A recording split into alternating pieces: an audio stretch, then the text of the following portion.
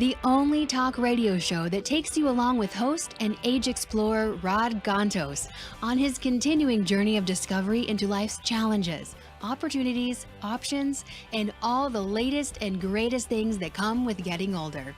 The Raad Life is brought to you this week by Your Home for a Lifetime, a company dedicated to empowering you to stay safely, independently, and comfortably in your own home. And now here is your host, Raad. Hey everybody, welcome to another episode of the Raad Life. It is Wednesday, April 28th, Wednesday, April 28th, 2021. Why am I sharing that with you guys? Well, next month, May of 2021, will be the last month that the Raad Life is going to be on the air. No, come on. We can't. It's been 5-6 years, whatever here. Yeah. We've done it for 6 years. I really want to thank everybody for their support. What started out as being a journey about aging, meaning that we talked about aging issues and elderly, and we started off with, Carrie Kasem and talking about how to combat elder abuse. We've had all kinds of people on. We've had authors. We've got an author and a fellow podcaster of his own renown on today, Gerard. Rick, you're there. I see you, but so welcome. And then really it's become it turned into sort of this journey of my aging. Like as I'm getting older, and we all are. I'm sorry to break it to you. Everybody's getting older. There were things that I was engaged in, things that was interesting to me. We've had, the toll road. There was a toll road coming into through San Clemente. I've had people running for office. We just recently had the incoming mayor of Costa Mesa, John Stevens, that was on. We've talked about cannabis. We've had companies that were startups. We've had chefs. We've had all kinds of people. And I'm really, really grateful for that journey. The journey has been an amazing one over 6 years. I've met all kinds of really interesting people, all in their own rights, contributing to the betterment of everybody around them, our community at large. And it just feels like this is a good place to be at. And after doing it for 6 years, I feel like it's time. It's time. I don't know what I will be doing next. I might be producing other people's shows. I'm in discussion with a couple of people under my Golden Seal Productions. In fact, I got one request today from a community college organization that wants to do a show and maybe possible syndication. So we are working on some stuff. I don't know that I'm going to do it right away. And I'll tell you, part of it, honestly, has been just coming out of COVID. I mean, we covered COVID, we covered all that stuff. And I think it's just time to recalibrate. And the show has been so amazing that the last thing I want to do is have it just not end on a high. Right. Now, That doesn't mean that the end is forever. But for the foreseeable future, I would say this, next month will be the last month of episodes of the Raad Life. And we might do maybe 2, we might do all 4. I'm not sure yet. But I also want to extend an invitation to everybody. And Rick, you are now, not that you wouldn't be invited anyway, but you're now basically on the list. Is anybody who's been a guest on the show, I will be trying to send out emails to everybody this coming week. I would like to extend an invitation to everybody who's been on the show. If you'd like to come by, May 12th, in the afternoon, I will post it once we have it set up. I'm going to have an event to celebrate 6 years of Raad Life. Celebrate you guys, actually, for being guests and being part of my journey. A rap party, like they do at the end of a movie. It's a rap party. Yeah, exactly. It's a rap party, really. Yeah, Paul's all PR, comes out. But yeah, it's a rap party. So we're going to do that on May 12th at the Center Club, Orange County, which is right next to the Performing Arts Center. Look for an email from me. If you don't get one, please reach out to me. It's going to be nice. We'll have probably about 30. I'm sure we won't be able to get every single guest. We've been on the air almost every week for 6 years. So we'll have probably about 30, 40 people. It'll be a nice little gathering. I want to thank everybody in person. Paul, you're there. You're very instrumental in this. And with that being said, on with the show. So today, I feel like I've launched. We've got two long-standing, people who've gone on to other parts of their journey now here. And Rick Gerard is certainly one of them. In all the years we had people come through our station and produce it, he grew his to an audience level I never thought was possible with these podcasts. I mean, Rod Well, too, and now both he's of you. adding author to his street cred. Yeah, So, the book I which always is thought he should write, he finally wrote. Exactly. so. For those who are joining us, Mr. Rick Girard, CXO, which I want to find out what CXO means, by the way. CXO of Stride Search, host of his own podcast, Higher Power Radio, that Paul just mentioned. And he is now author of an upcoming book called Healing Career Wounds, which turns out he and Paul actually had discussions on a few years ago. So, Rick, welcome to the show, man. I appreciate you finally being on. I know we've been trying for a little bit to get you on here. So thanks for having me before you wrap up, man. I'd hate to be the person invited in June. Yeah, exactly. Exactly. I mean, I was definitely, there's a few people, there's a few issues I want to tackle before, like I've got Logan, who's an economist on coming up, that is going to talk about the housing situation and, pricing, and it's just like you got a couple shows left in you, but it's the next month will be it for a while, and then till you figure out your next show. I don't know whether I think it might come back as the Raad LIfe, 2.0. It might come back as something else, but here's the thing, right? Paul, and I think Rick probably similarly would agree. Paul gave me an opportunity to find my voice and amplify it. Mm-hmm.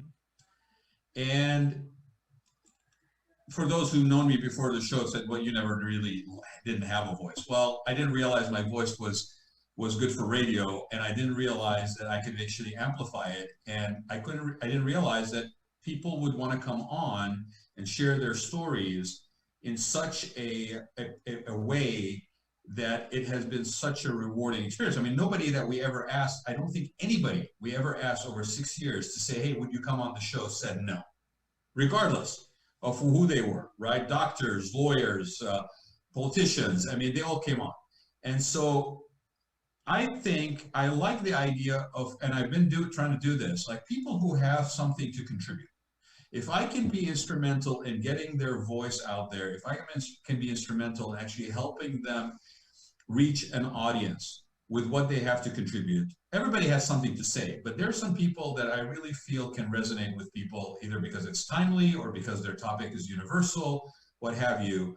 That would be a labor of love, I think. I would do that. So it might not be under the Raad LIfe per se, but I might have some fingers in the pie somewhere along the way. Well, let's bring your guest on. He's listened to this shocking announcement long enough here. He's gone on to build. I think he's turned it orange, or that's his T-shirt. Rick started his show on orange too. Like everything in my office is orange, pretty much, except for that gray wall. Rick, tell people a little bit about you, a little bit about how long you've had the podcast. Share a little bit about that, because I think it's appropriate. And then let's talk about what you do. All right. Well, first I'm going to answer your question what a CXO is, right? It's a chief everything officer. I take out the trash. I do it all, right? Like that's, and as entrepreneurs, I think that's what we do. So sounds a lot better than chief bottle washer, right? So it's like exactly. Chief everything officer. Okay, got it. I like that. I learned it from my friends Ann and Chuck Lurch, and they're everybody who's an executive at their company is a CXO. Because they're just expected, like they have their areas they cover, but everybody steps in wherever needed to solve whatever problems that need to be fixed. And they're ridiculously successful because of it. So before you shift off that, actually, let me just ask you this, right? Do you find that people that are like that, and not everybody is, people who are able to basically take care of whatever needs to be done, do you find that that's actually something that's valued, or does it depend on whether they're sort of in a corporate structure or not? Because I have my own personal experiences of that. So I'm just curious, because you're in that field, you're in that space. Yeah. Well, I mean, in the beginning of stages of a company, I mean, when you're small, probably under 20, you're going to have work that you delegate out, but you still have to be the one who's kind of overseeing it, taking ownership of it and driving it, right, as an executive. So I don't think you have a choice. You don't really have a choice until you get to a stage where you're just big enough and you have enough resources to delegate everything. So how has that, I mean, I would think that also that's cyclical, right? I mean, there are times when the economy is doing well and you've got multiple floors of people, and like, then you get hit with something like COVID, and all of a sudden you're scaling down, or you're putting out people remote, and that changes the dynamic in the company and the demands on people's skill set and how they apply. I'm sure that because of COVID the last year and how work shifted, that people's strength that maybe were not apparent appeared to companies, and in some cases maybe some deficiencies also appeared. What has been your experience being in this space given that last year dynamic? Well, one of the things I learned from, with my show, we bring on a lot of CEOs, and we talk about kind of hiring challenges. And of course, last year there was tons of them, right? Like there was a lot of people that weren't hiring, but there were a lot of industries that were actually thriving through the situation. So interesting thing that I've gathered was, when it first kind of came down, I've had a lot of CEOs tell me, and originally it was like they were freaking out, but then it became a bit of a blessing, because then they really looked at the efficiencies within their organization and were able to recognize that, maybe they had too many people here when there wasn't enough work to support it. And it really helped kind of get things back on track.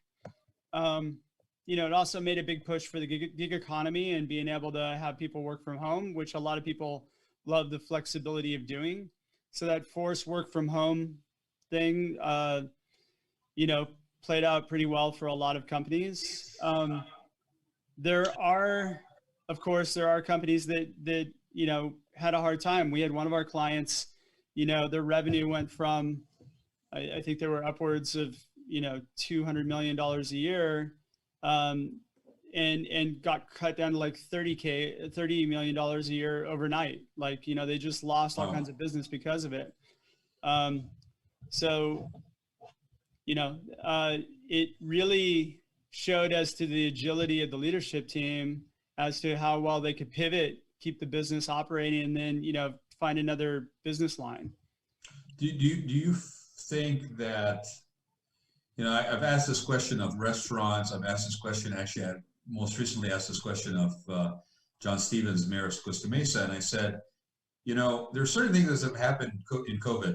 In the case of the restaurants, the patios outside that basically used to take forever for them to be cleared through the city. And now it's like, whatever, just put out a patio, get your seats up. And then, the alcohol sales, for example, that would have been unheard of ever, that deliveries and pickup would include alcohol sales. I said, are you going to ever put that genie back in the bottle? And so my question to you is, given the hybrid nature of what happened last year, relevant to, remote working, relevant to not just the companies finding value in maybe streamlining that side of it, because it means I don't have to hold maybe as much real estate to house everybody, but also the employee side, where they're basically looking at quality of life and balance in a hybrid. Are you seeing that genie, quote unquote, will ever get back in the bottle again? Well, yeah, I mean, for some companies it has to. There are some organizations that stayed open through it, and people had to be on-prem and they had to be present.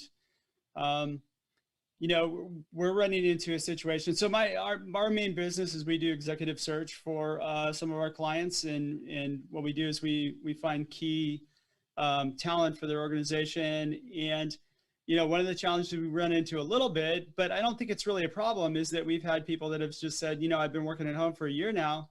Mm-hmm. I don't want to go into an office, which is good in a way, because now it puts us in a situation where, like, it kind of helps us to prioritize those people who are positioned correctly for the organization. Right. Myself, I've been coming to my office. I have my own office. And I get a lot more work done here than me working from home. So I can't work from home. I don't do well. I get distracted. I'd probably put on another 10 pounds watching, I don't know if Oprah's still on, but I'd be watching something in the middle of the day. Now, did you remote work prior to COVID or not?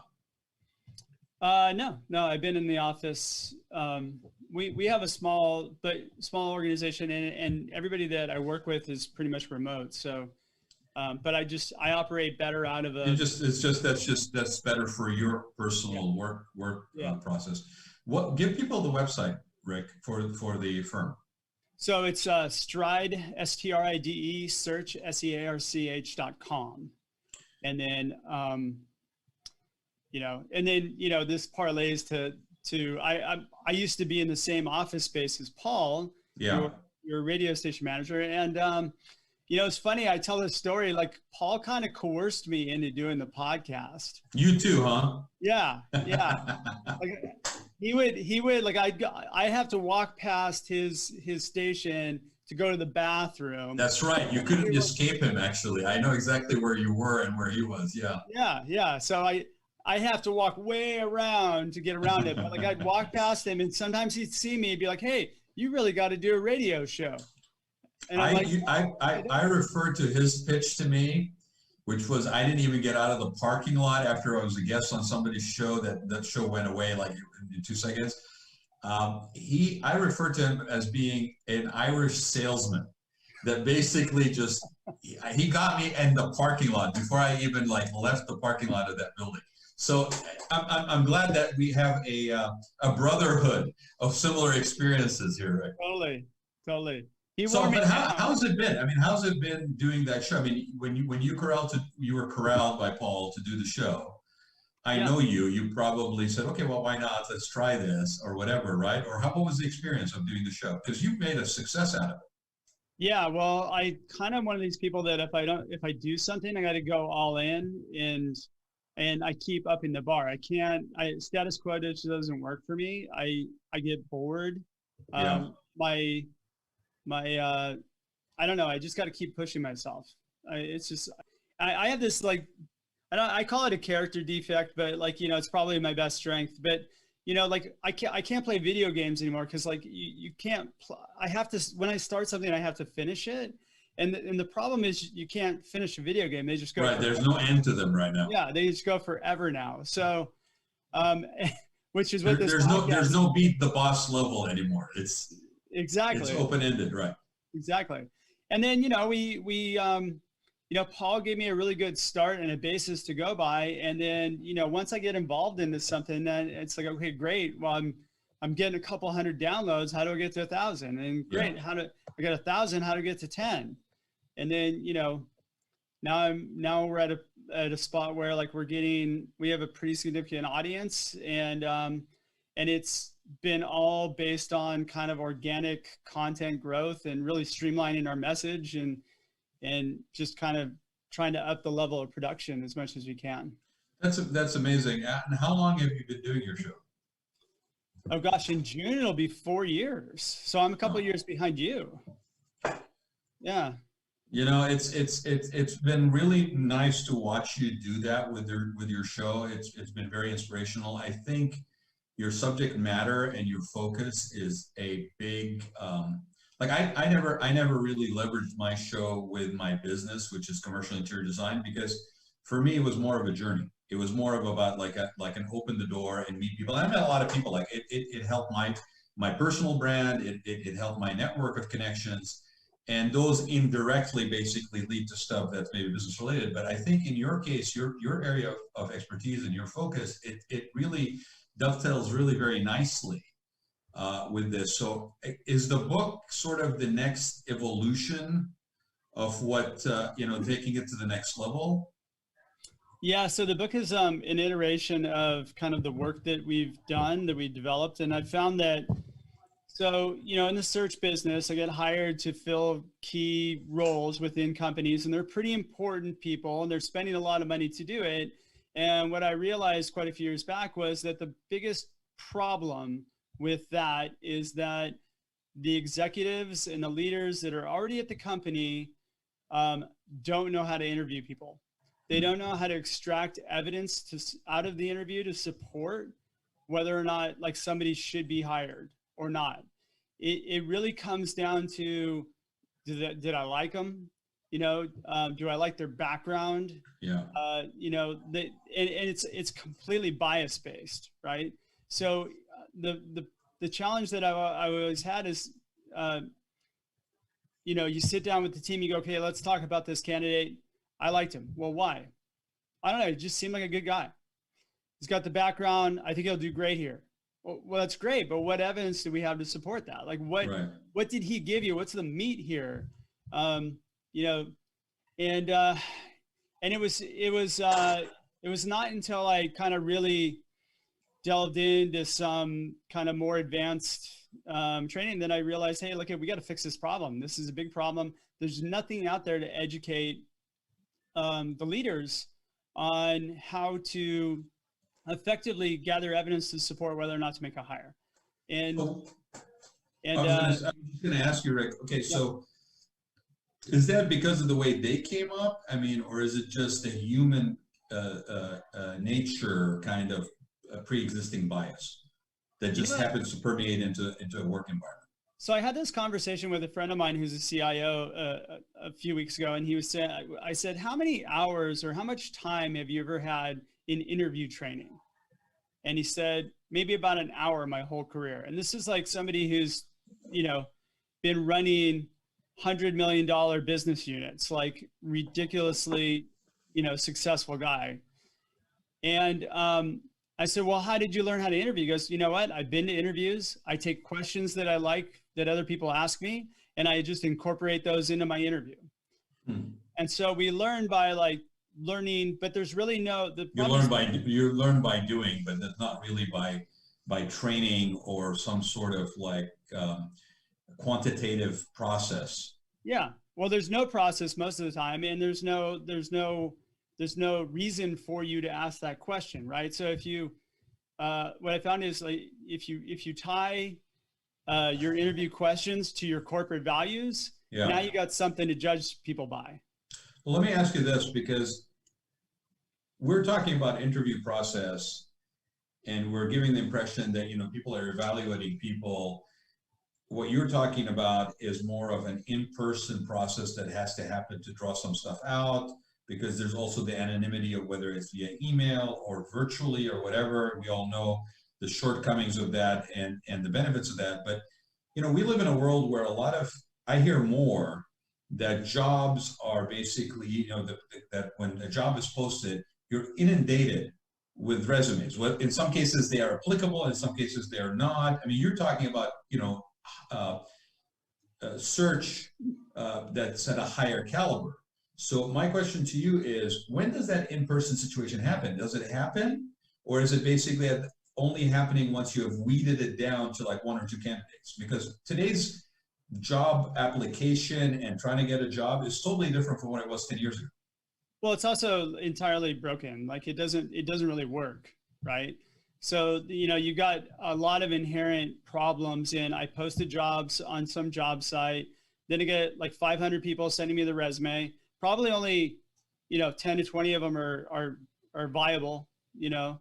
But the problem is that I've got to now sit down and filter through all these people. There's no mechanism in the job description put in place that would enable me to go, okay, well, these are my 10. Right. You know, and then release those other, you know, 300 people that are not even remotely close to being a fit. So you got that problem. Then you have the problem of now it's kind of screened by, I mean, the resume is a problem because resumes inherently lie. The most valuable content on a resume is the contact information and the white space. That's it. You know, everything else is buzzwords and bullshit. And the problem is that, you know, there a lot of them are designed or written by somebody else. So they're designed just to get past those automated filter systems. Right? Well, and in a certain way, I think you go through enough resumes that are written from that perspective, and it becomes almost like boilerplate repetitive. Yeah. You know, it's the keywords that are in there. It's the sentence structure that's put together. Blah blah blah. I mean, you know, all the classes and all the people selling both, you know, resume writing services, or, you know, here's what it should look like. Well, that doesn't give me the individual specifics on a person, right? So obviously better to basically go with somebody like your firm, which is basically a little bit more focused and not put yourself weeding through 500 resumes for no reason, you know, what have you. So for people that are not familiar, You don't Go even ahead, Greg. necessarily hire a firm to do it either. It depends on the role. But the Well, challenge, right, exactly. what you want to do is you want to put structure in place where essentially you have a job description that's written really well, that attracts those people who are not necessarily looking. They're just kind of passively on the internet that night. They see your ad and then they respond.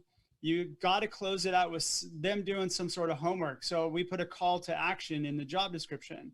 So, and we put in big bold letters at the bottom, like, if you just send a resume, please know we will not respond. Yeah. However, if you respond to these 3 questions and they're well thought out answers, we promise to get back to you. Yeah. So then you Right. just, Otherwise, somebody's just clicking through and attaching. Click and attach. Click and attach. yeah. And That's I know people that, you know, the last year where they were kind of like not sure what was next, where they were going, whatever, and they literally would sit there and they basically tell me, "I'm applying for everything," and I'm like, that's the right. worst. That's the worst thing you can do. "It's a waste of time, too." Yeah, I've talked to professional groups a couple times, and you know, we've talked about, you know, identify 10 companies that you really want to work for, and then, you know, just reverse engineer it and basically be your own recruiter.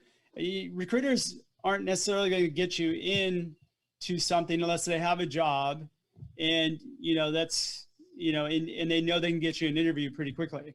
But if you could identify somebody within that company who would be either a coworker that you'd be working with or the manager, more important, develop a relationship with them through LinkedIn. You know, look for a reason other than a job for you to meet up with them.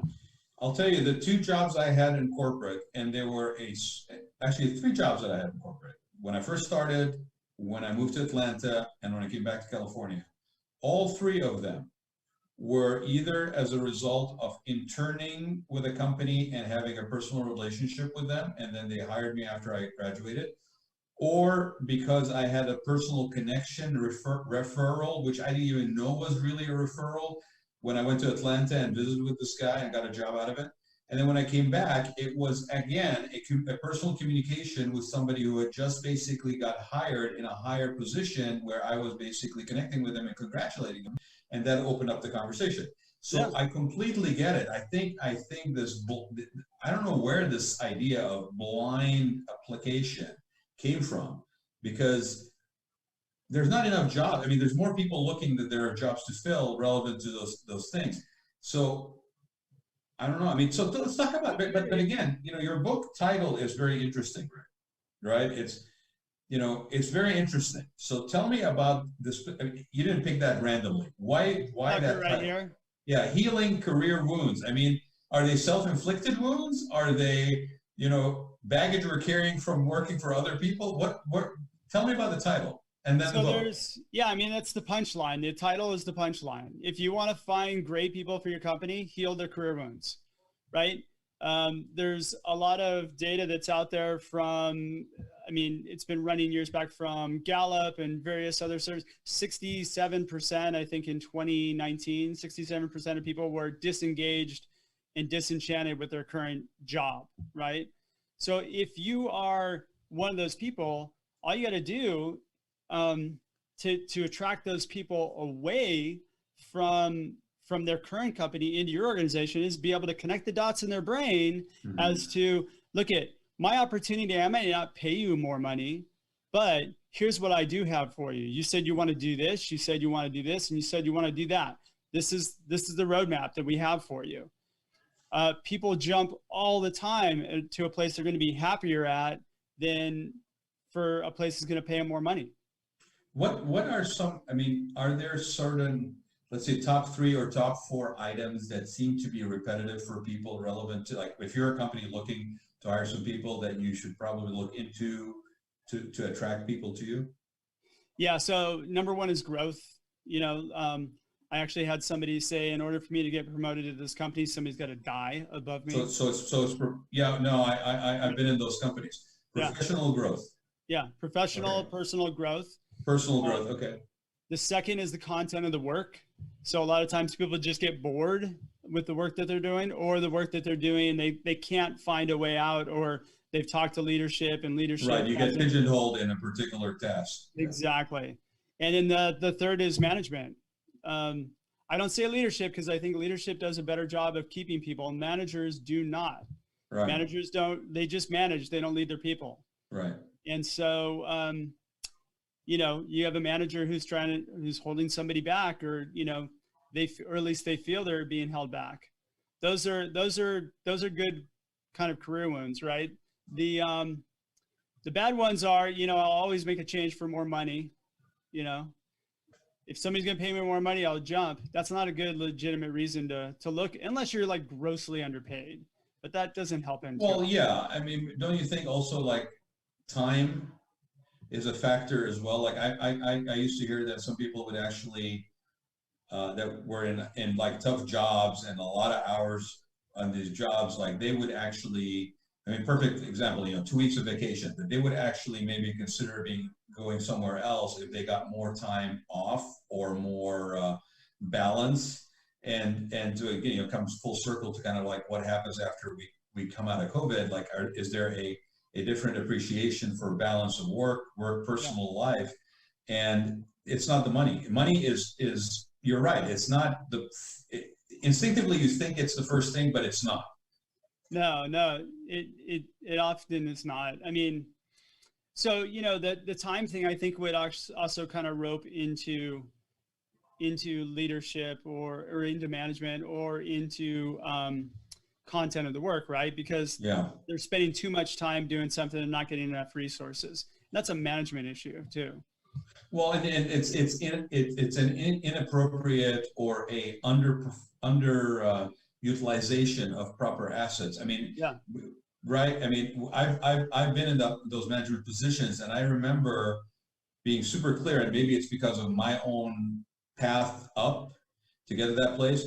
But I remember telling people that would come in like either as like junior people or people that would come in from different places, I was cognizant of the fact that it was my job to make sure that they were stimulated, that they actually had stuff that they felt provided them personal growth, or even like professional growth for sure, but then also personal growth. And the two do cross over, but then sometimes they don't.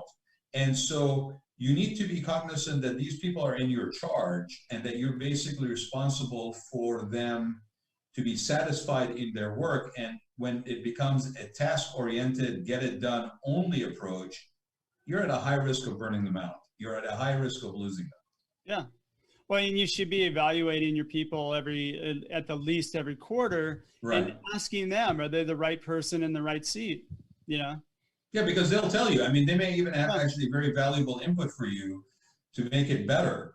And I know a lot of people that don't want to go there because then it just opens up like this whole, like, it's like, no, I don't want to ask you because then you'll tell me and then I'll have to do something about it. But here's the problem. When you don't do that, somebody like me calls, and guess what? I do that. Right. And then I open the door, and next thing I know, you know, you're putting in your 2 weeks notice. Yeah.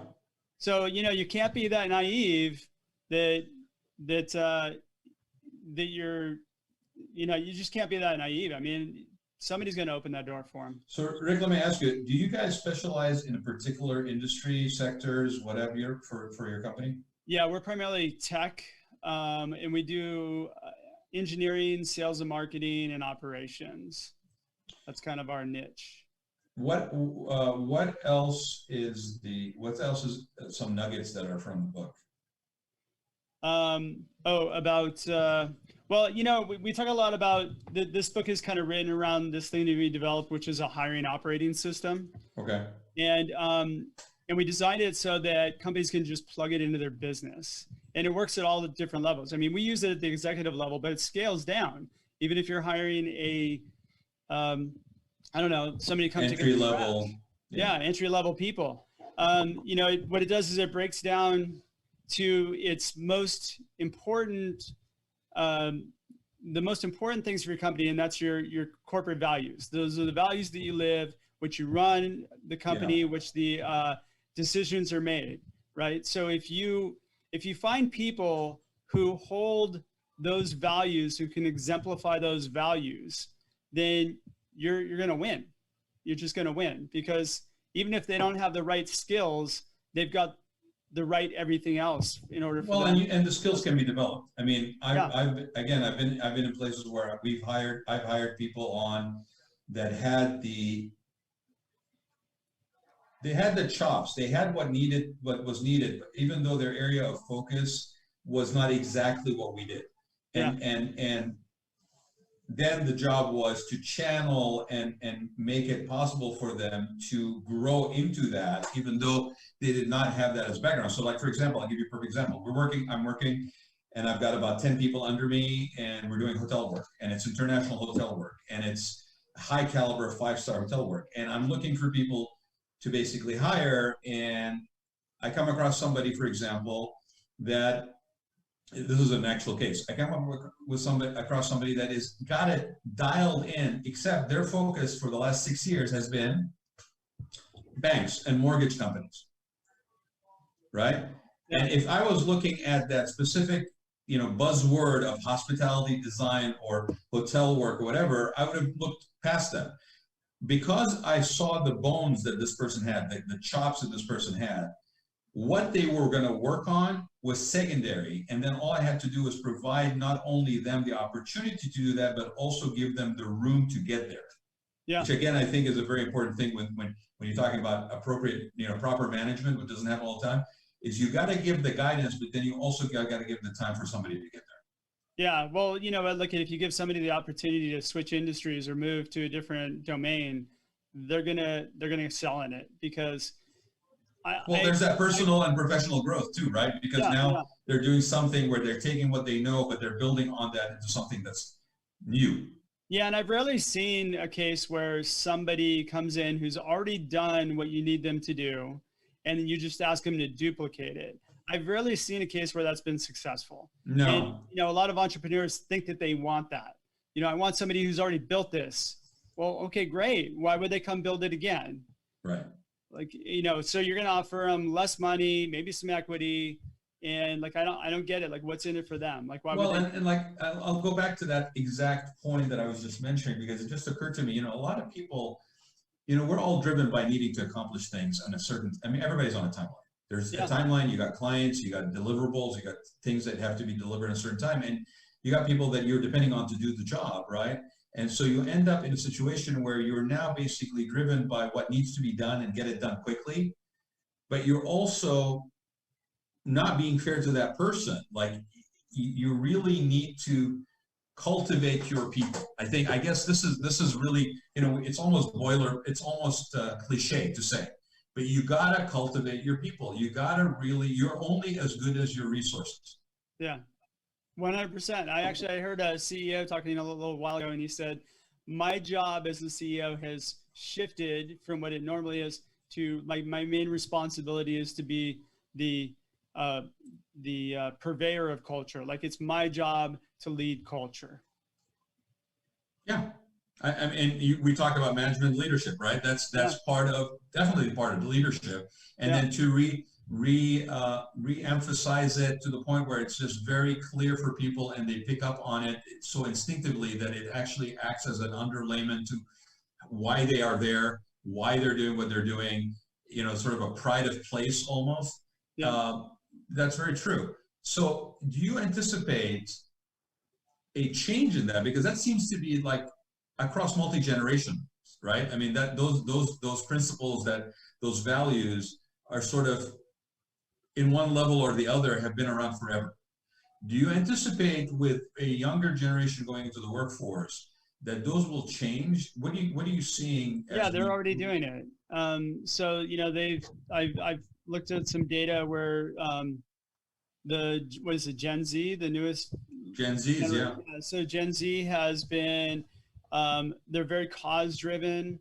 They're very sensitive to social, so they want to be connected to the company more so than just with a paycheck. So I think there's a huge shift in that. As my friend Kelly Robinson calls it, us modern elders need to, kind of step up and start kind of recognizing this and making those shifts as well, because you're not going to be able to keep people. I often giggled a lot, like when, you hear people talking about millennials and complaining about them and they all jump ship and they don't stick around. And right. Well, you know what, there's lots of millennials that have been in the same company for a long time. True. They're probably not sticking with you because of, you know, you. No, are you saying it's easy to generalize? Is that what you're saying? That's what, no, Yeah, I'm just that's saying, pretty much, yeah. I'm saying look at yourself first. Right. Yeah. Well, that's very true. Yeah. Before you point a finger, there's, you know, what, 4 or 5 pointing back at you. Yeah. I will give this piece of advice to everybody out there, regardless of your field. If you want to know what the incoming workforce is going to be like, go and find a place to teach a class in your field to that incoming group of people, because you will realize very quickly what is needed to engage them, what is needed to keep their attention, and what is needed for them to get them to basically rise to their best. And if you can do that in a classroom environment, then you probably have a good chance of doing it in a management position, because I agree with you 100%. I think Gen Zs want, it's probably even more than the money. You know, there's sort of the balance and the time and the time.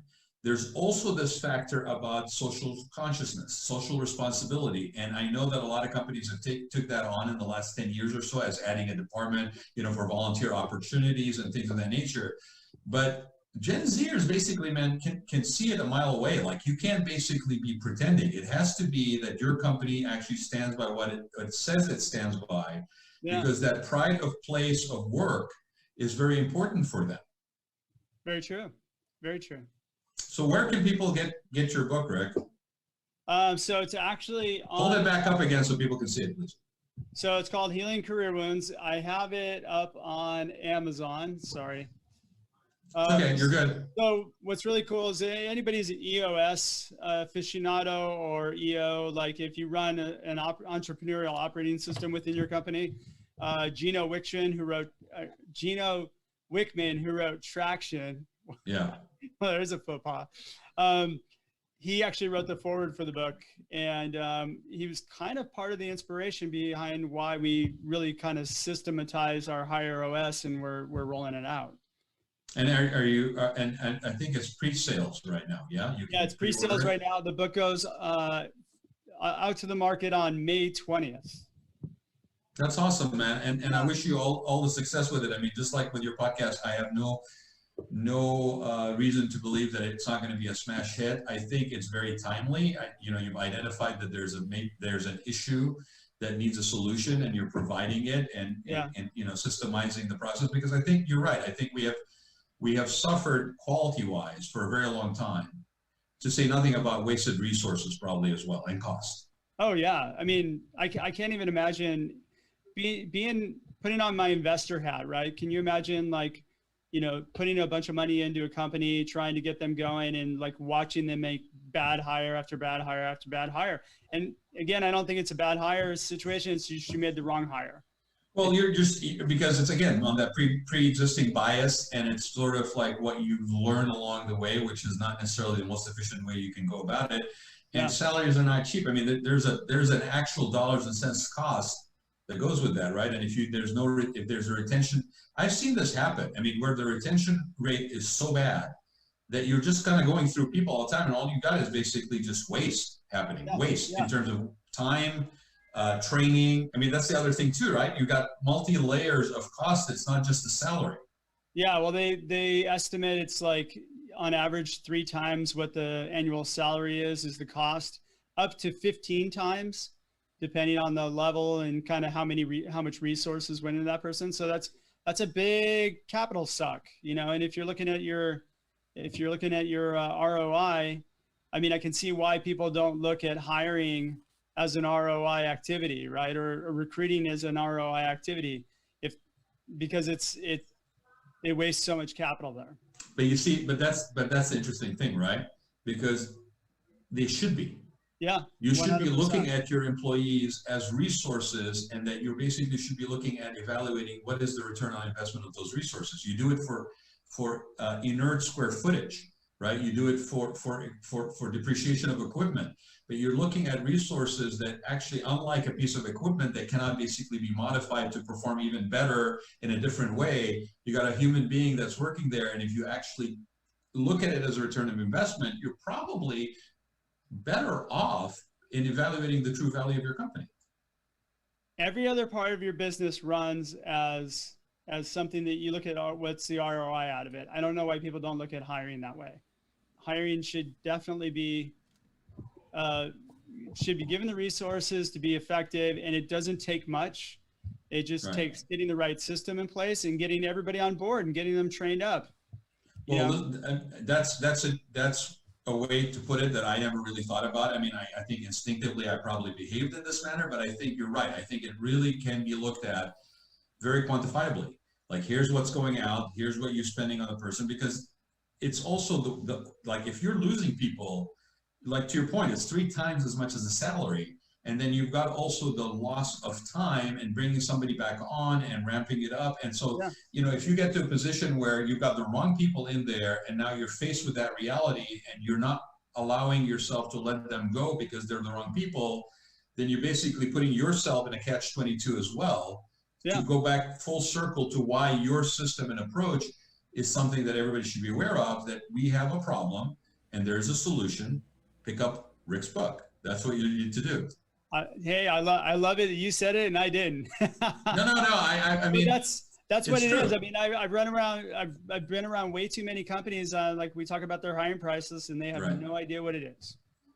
Well, my friend, I really appreciate you taking the time to be with us today. It really means a lot that I would have you on. I'm glad I got you on before we called it a day next month. Yeah, thanks for not inviting me on in June. No. I was looking at July actually, but and I want to give a shout out to a joint friend of ours who's also been a guest on the show, Mr. Eric Morley. So Blue Sea, by the way, from Blue Sea. Yeah, Eric took that picture you have behind me on that throne. Of course he did. That was Steven Tyler's throne, apparently. Oh, well, I wouldn't expect anything less from Eric than actually having you on a black Game of Thrones picture in your T-shirt, no less. That happens to be the one you're wearing today. So, I appreciate everything being on brand. Supposedly, there's a picture somewhere out there, Rick was telling me when we were off the air, where there's a leopard. No, it's a cheetah. Oh, I'm sorry, a cheetah that is next to him in that black throne chair, because as you can see on his logo, it's part of his brand. And again, so if you want to see it, it's on rickgerard.com. Yeah, I would not expect anything less from Mr. Eric Morley. So thank you very much, buddy. It's always about that. Right? Can I join in the party here, the last moments, and come back in and be proud Papa here for a moment, that gave birth to Rick's show that has gone on. He's taken it in-house and taken it to another level, way beyond where we took it. And to Rod Gantos, who's on entering his own next chapter after a most amazing, fascinating, wild, convoluted, all over the place kind of ride here that took us. Paul thought, no way, this is never going to work. Couple months this will go on, because it was, again, non-linear, and I'm like, you know what? This is probably as linear as I get. Right? I mean, that I'm doing it every week, because truthfully, it's time to go back to my true nature, which is very unconventional. And it's not unconventional just for the sake of challenging. It's just unconventional. I've always been unconventional. I fell into a little bit of a sort of a routine, and it's time to go find out what the next adventure is. So find your inner Gary V. Yeah. What's that? I said, find your inner Gary V. Right? Yeah, right. Gary Vaynerchuk. Right. Hey, but if I'm going to do it, maybe it's on a tropical island. Who knows, right? Well, I feel with the technology. I feel thrilled that you both listened to when I suggested that you get into this field. You've both proven that you're good at it and that there is power in these conversations. And I appreciate that both of these shows. I look forward to 10 years from now telling everybody, oh, that huge show and Rod got to, they started here. This is where they started at OC Talk Radio. This is where we gave birth and it planted the idea. And I got to do a shout out. Rick is all over the place with his new book. I think you're going to be on one of our other shows, The Pilgrim on the 405 this week with Will Chris. Oh yeah, I am. Actually, I'm doing the podcast thing, and it's funny because when you have a podcast, Rod knows this. You start getting all kinds of people reaching out wanting to be guests. Absolutely, right? Yeah. Absolutely. And so now I'm kind of that guy. So I was like, Right. oh, okay. So yeah, Turn I'm gonna around. be on, I'm working on a bunch of kind of business podcasts. Well, let's talk about that for a quick second before we close, because I think it's it's just sharing a little bit of sort of trial by in the trenches kind of for both of us. Yeah. There is a million ways to do it wrong, and we've seen them. Oh, yeah. And not every show is the same. You can't just apply a universal formula to it. You got to really dial it in, customize it with the host who's going to be there. What is the format? There's multiple ways. There's guest interview format. There's a educational format. There's many formats. How often you do it, where you put it, when do you actually even upload it? All of these things are factors that I think everybody's interested in getting in front of a mic. But if there's any piece of advice I will share is make sure you talk to somebody like myself or like Rick or Paul and get some insight, because the last thing you want to do is be excited about something and start doing it and then find yourself within a month or two where you basically just wore yourself out just because you didn't tackle it. It's the sustainability issue that you guys have both gotten past, and it's what I talk about all the time. I can give you 100 good reasons to do a podcast. I can only give you one bad. It's a pain in the butt. It's a commitment. You can't just go on whenever you feel like and do it once in a while and get anybody to listen. It's got to be on a regular, repeated basis. And unlike when I was in real radio 100 million years ago, when the show's over, the work begins. Look at what Rick Girard did. I was talking to somebody the other day. I mean, the amount of effort he puts into promoting and pushing it after that he gets the guest. Both of you. I'm gonna give big props to my producer Andrea, because she's pretty much single-handedly hockey sticked the thing. Yeah. Look, I would say the best thing you could do is find your format, something that works well with you, and niche down. Yeah. Niche down. Don't try and build a huge, audience of 1 million people. Just try to get everybody who is your target avatar to listen to your show. Right. And that's it.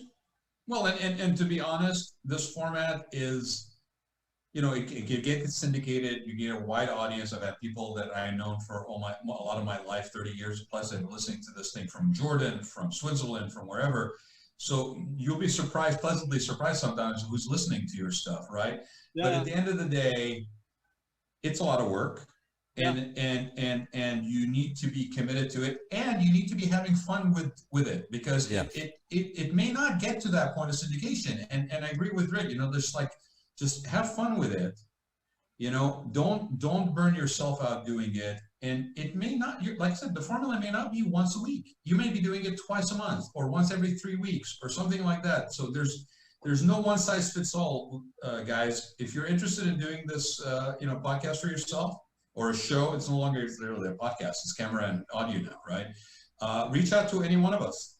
You got our information right here, and let us just give you a little advice. Yeah. There you go. Well, Rick Girard, congratulations on the new book. Raad Gantos, we look forward to the next chapter in your life, and I thank you both for giving us a chance to launch your shows here and to see them grow to what they become and turn into something, I think, way beyond what any of us really thought. Yeah, thanks, Paul. Thanks for having me, guys. I really appreciate it. It was awesome. Did you have fun? I had fun. And I'm honored, by the way, to be like one of your last shows. Thank you so much. Right, exactly. Well, you know what? I've been trying to get you on. We played, we're just both busy. And so when I ran into you as you were going to the bathroom, coming out of the studio. But I appreciate it. I enjoyed this very much, and I think your topic is very timely. I think the book's going to do great. So thanks for taking the time to be on, man. If I come back on the air, I'm going to reach out to you. Meanwhile, if he opened the door, folks, you heard it right there. If he just said if, I say when, and in what format. There you go. Take care, guys. Thanks everybody for listening and joining us for another episode of the Raad Life. We will see you again for a couple more in May. You have been listening to the